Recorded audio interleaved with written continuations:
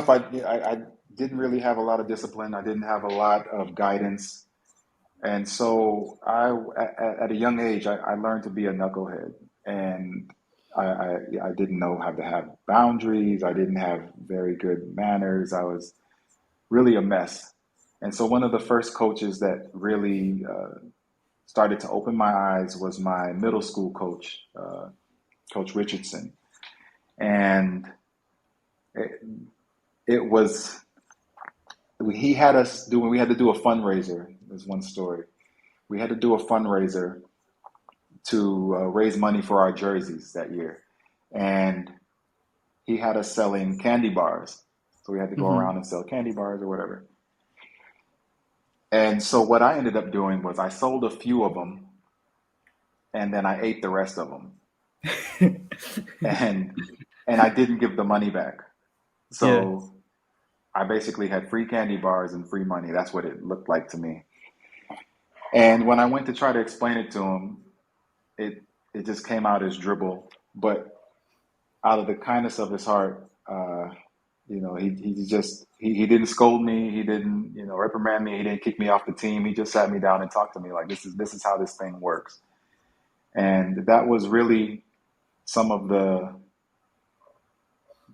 I mean, that's when the discipline like started to like rewire in my mind, like, oh, you don't do this kind of thing in life. You got to think about other people and this and that. So he was a big part of that. May he rest in peace. My high school coach, Benny White, was a big factor. I looked at him as a father figure. And he was the type who he didn't pull any punches. He told me things straight up. He talked to me about off the court stuff and dealing with girls and taking care of my body and respecting my mom and all sorts of things that you I think the typical coach doesn't really do. It's usually all basketball, you Yeah. practice, you go home and that's it. Yeah. And he was really hands on with me and helping me to in the start of becoming a man. Him and Coach Duran Walker, Speedy Walker, who was another, he was my AAU coach in Detroit. Hmm.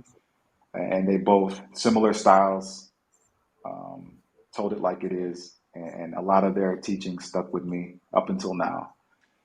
Um, I had a really good relationship with Boyet Fernandez, who Yeah.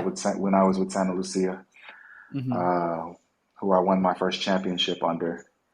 And one of the things I learned from him that I learned about myself was that I really need freedom if I'm to play at my best and do what I do.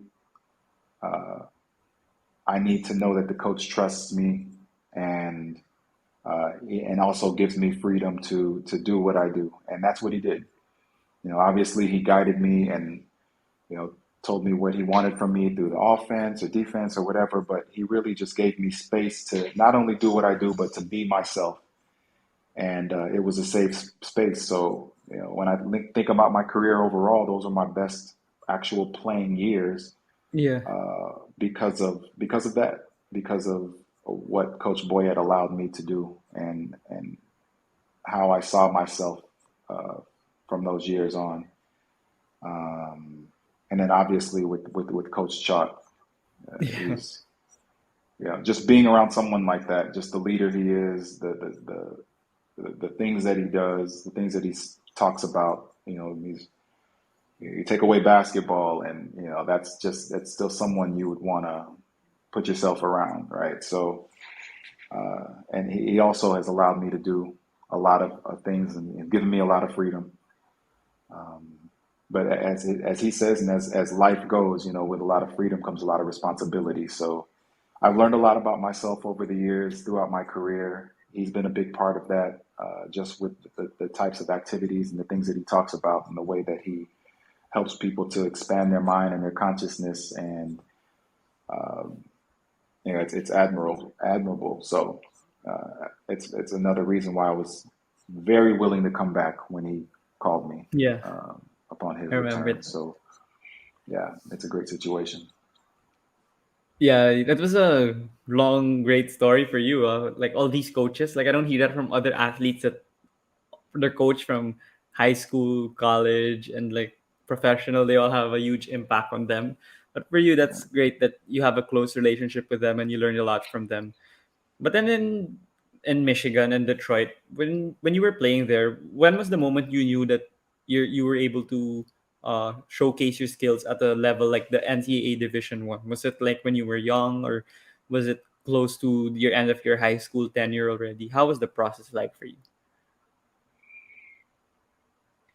I think if you fall in love with basketball as a kid, it's pretty much everybody's dream to play in the NBA, right? Mm-hmm.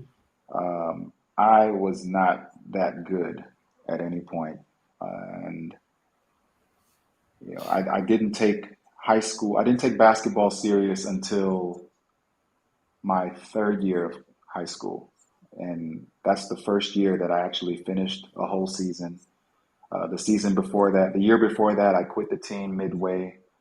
The year before that, my freshman year, I got kicked off the team midway because I didn't have the grades, Oh. and I didn't apply myself in school. I just like I said, I was knucklehead and young. But when I started getting letters from teams, NCAA teams that were interested in me, that's when I started looking at it a little more serious. Mm-hmm. And by my senior year, before even the season started, I'd signed with Oakland University, who I ended up going with. But yeah, it didn't really even cross my mind that I would go to college until I started getting letters. So it's about maybe junior, senior year. Yeah. Yeah. Yeah, wasn't that tough for you? And that Detroit is far from Oakland, and you were moving and studying there for your whole college life. It wasn't hard for me. Oakland is only about 20 or 25 minutes from where I grew up. And the funny thing about that is, even though it was really not that far of a drive, I probably went home about four times in the 4.5 years that I was there. Oh, Um, okay. just because of just how that's how I was. I just wanted to get out of the house. I wanted to get away. I wanted to be, independent. I didn't want anyone Mm-hmm. telling me what to do. Mm-hmm. So it was part of my, I don't know, maybe this rebellion, maybe it's just really wanting freedom.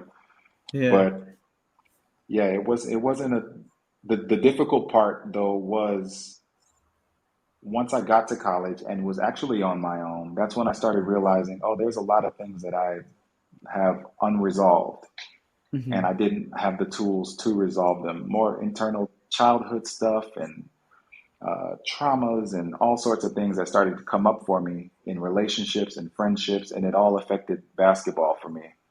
Mm-hmm. So the whole overall experience, when I look back, on the one hand, I'm grateful because I was able to play against some of the best that we've seen over the years, and guys that went to the NBA.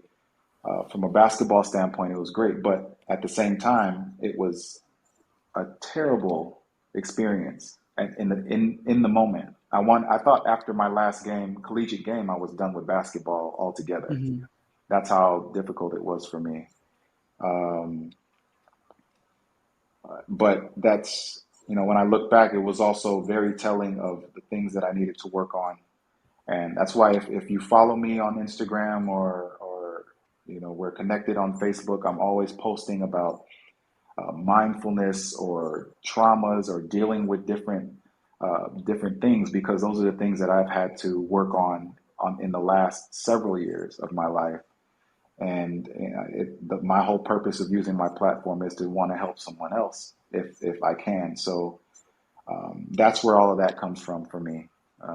The dealings with the childhood, with the traumas and the hurts and the pains and the betrayals and all that stuff that ended up leaving a mark, and my own want to change and have a different outcome for my life. So when people ask me, why don't I post a lot about basketball or this and that, and like, but you know what I do, I play ball, and that's cool. But what I Mm-hmm. really want to use my platform for is to try to help someone who might be in the same position as me, or maybe going through some things that I've went through. So I know that's not what you asked, but that's really, Yeah, you that's know, okay. when we talk about my past, a lot of that stuff, you know, it's all rooted in that for me. So yeah.